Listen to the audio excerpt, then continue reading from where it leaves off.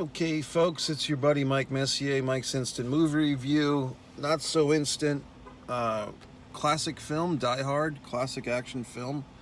You may have seen it, you may have not, but I just saw it Friday night.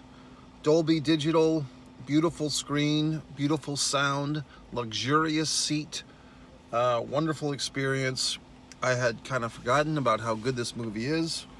And, why did I go see this movie? Well, first of all, I enjoy seeing these classics on the big screen. Second of all, on a personal level, Bruce Willis, one of my, I wouldn't say he's one of my favorite all-time actors, but definitely he's right up there. He's just a really charismatic guy.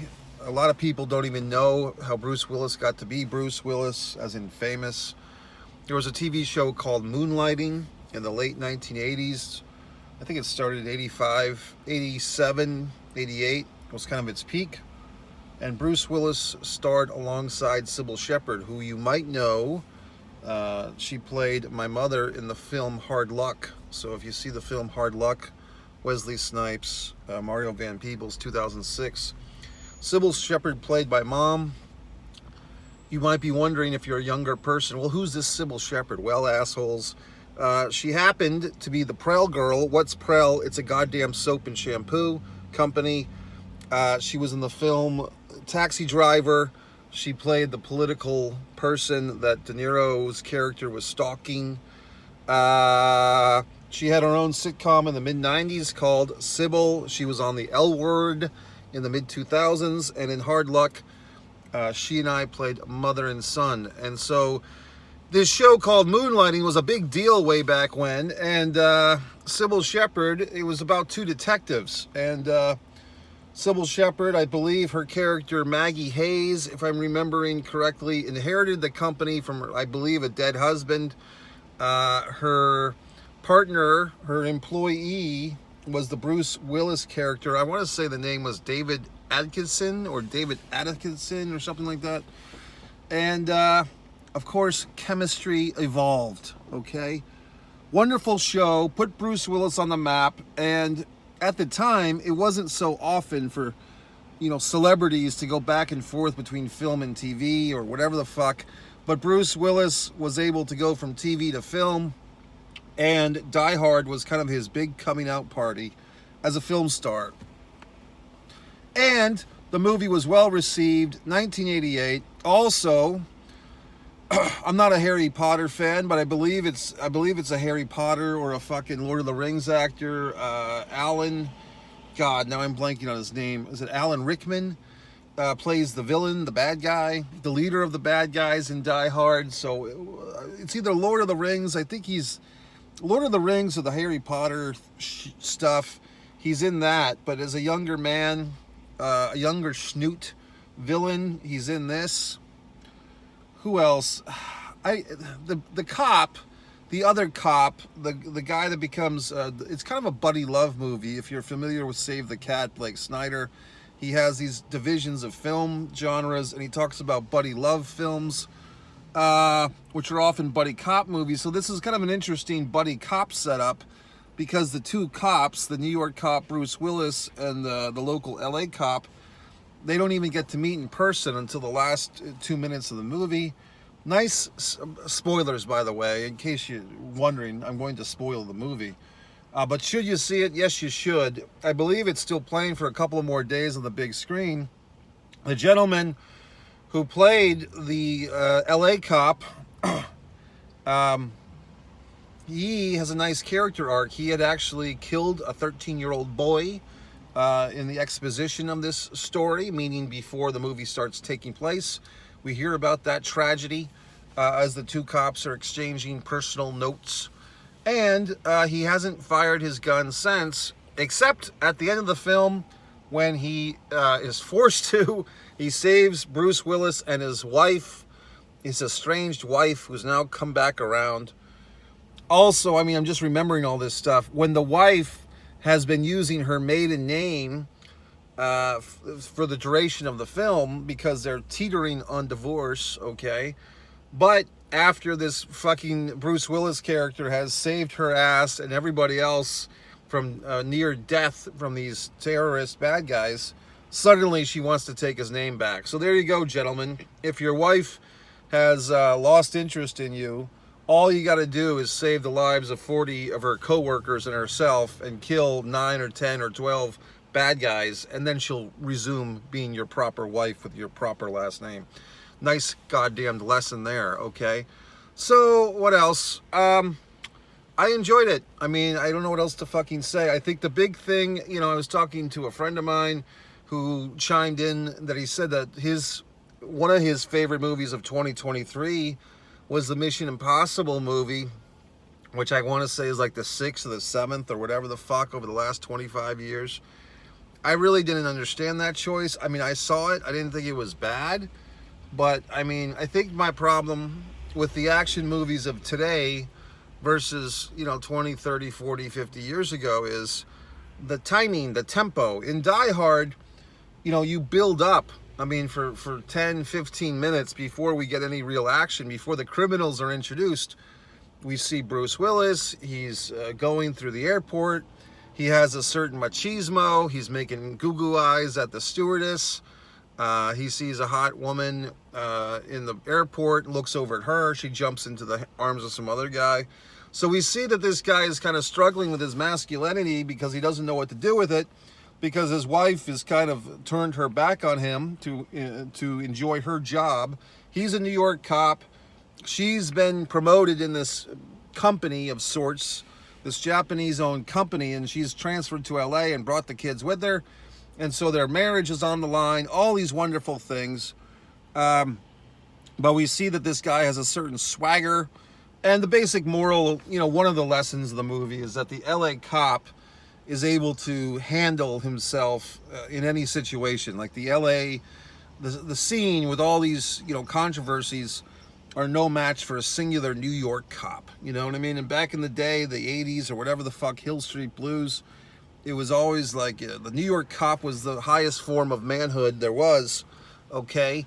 He even takes on the name Roy, paying tribute, homage to Roy Rogers, his hero, as we hear from his, you know, conversation with the other cop. Some loose ends on this film, and I've heard this before. There's a moment where the bad guy, played by Alan Rickman, is kind of hustling around, and the Bruce Willis guy, who's killing off the bad guys, finds him, and Rickman quickly is able to kind of fake that he is a hostage who's escaped, and they have this interesting scene. And then, you know, Bruce Willis, our guy there, Roy, he doesn't kill him. He even gives the guy a pistol, and then when the bad guy tries to shoot him with the pistol, there's no bullets in it. So it's like, it's a little confusing, because it's like if Willis, or the character, I'm trying to remember his fucking name now, if he knew that the guy was a bad guy, why didn't he kill him? Like, why didn't he just kill him? Why did he go through this charade and give him a gun? Or was he testing the guy? Was he kind of like half and half, didn't know if to believe him or not? It just seems it's a little bit odd. I mean, it's a great scene, but then the psychology of it is a little circumspect, or it's hard to follow, because it's like, was his suspicion that maybe this guy is a bad guy? Maybe he's not a hostage, but on the chance that he was a hostage, he wasn't just going to shoot him or beat him up. But yet he didn't fully get suckered. So I guess that's like splitting the difference. Like, okay, this guy might be legit hostage. I'm going to give him this gun as a test to see if he tries to shoot me, but I'm smart enough to not put the bullets in the gun, because if he tries to shoot me, he won't be able to kill me. I guess that's the thinking. What else? Oh, God. See, the good thing about this movie, and look, I mean, I don't want to shit on certain movies, but I guess I will. Every death in Die Hard, every kill, every fight scene, every act of violence, whether it's the bad guys, you know, shooting the boss in the head, or whether it's Willis killing these guys, or whatever the fuck it is, all the acts of violence have a reason. And I believe, that's why I don't go see things like Saw. Like, I have no interest in that. And honestly, things like Terrifier and shit like that, I might see it, I might enjoy it, but I can tell you that some of these movies, the violence is unearned. It's just torture porn or murder porn, whatever you want to call it. This movie, the deaths are warranted, the violence is warranted. Even the bad guys, they're doing things for a reason. Now, it turns out just to be for money. They're kind of putting on this facade of being revolutionaries or whatever the fucks, but they're really not. They're just looking for $640 million. It's kind of funny because when they talk about the money in this movie, and they say that the fund that they're looking to steal $640 million, at the time, that was a big deal. It still is a big deal. But that's kind of reminds me of the Austin Powers saying $1 million, like 640 million. That's like LeBron James, 2 seasons and a fucking Pepsi commercial or something. Just funny. What else? I just like the movie. I mean, I enjoyed sitting there watching it, and I think the point of it I'm trying to make here is the tempo, the timing. A former friend of mine once said that what he liked about the old school wrestling, he was specifically talking about the Don Morocco Jimmy Snuka cage match from '82, or was it '83? I guess it was '83. Was the pacing, the lulls, the dramatic lulls.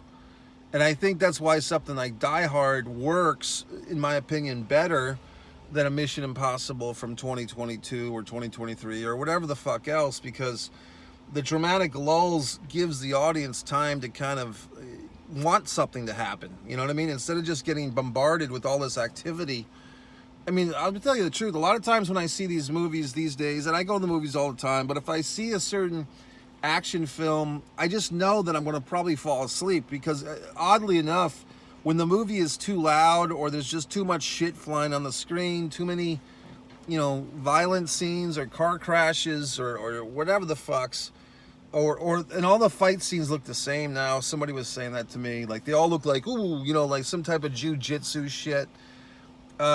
I just kind of tune out and I get tired, and my brain just kind of collapses and I end up falling asleep. So I don't know if anybody, you fuckers, are like that or not.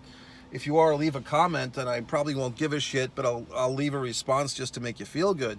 But the reality is, just the movies are just different. Well, Die Hard, I went to see this thing. It started at 10:15 at night. And I just was captivated, okay? I was just very enamored with it. I hadn't seen the movie in quite some time, but I really enjoyed it. So my tip of the hat, I'll put the fucking hat on just so I can tip it and say thanks, Bruce Willis. And I don't know if I said this earlier. I don't think I did. I think I cut myself off. Another reason to see this film, folks, is that Bruce Willis apparently is not doing too well health-wise. His family, I believe his ex-wife, Demi Moore, they always had a weird thing. Like, they got divorced and they're still friends and all that shit. But she's kind of been reporting the bad news. I think Willis got remarried, and the new wife reported the bad news, and it's all very sad and so forth. So I kind of saw this movie as a tribute, okay? Just because that's the type of human being I am. That's the type of ethics I have. I mean, not that Bruce Willis is going to care one way or the other, but in some metaphysical way, maybe he would. For Christ's sakes. So, I mean, I'm just watching this movie and I'm thinking, man, I'm such a better actor than a lot of the people in this movie, in many movies, so I should just be acting more and doing all these goddamn wonderful things. Now, you assholes can go out and buy my fucking book, Fight or Play Basketball. It's a wonderful book. It's a wonderful novel that I wrote. You can buy all the things that I do, foreign object eBay store. You can do all that goddamn horse shit. But, were I to get sick, a la, Bruce Willis there, what the hell are you going to do for me? You know what I mean? So the point is, you want to stay healthy as long as you fucking can. It's a sick world we're in, and that's it. So I like Die Hard. Very good, everyone. Very good, Bruce Willis. Thanks for watching Mike's Instant Movie Review. Christ's sakes.